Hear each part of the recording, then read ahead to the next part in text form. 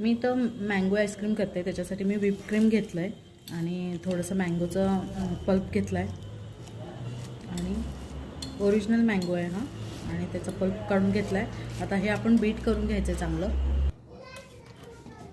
हे बघू शकता, हे व्हिप केलं आहे मी आता आणि हे आता मी एक कंटेनर घेतला आहे. अशा कंटेनरमध्ये मी हे काढते आणि फ्रीजरला आपण ठेवून द्यायचं आहे.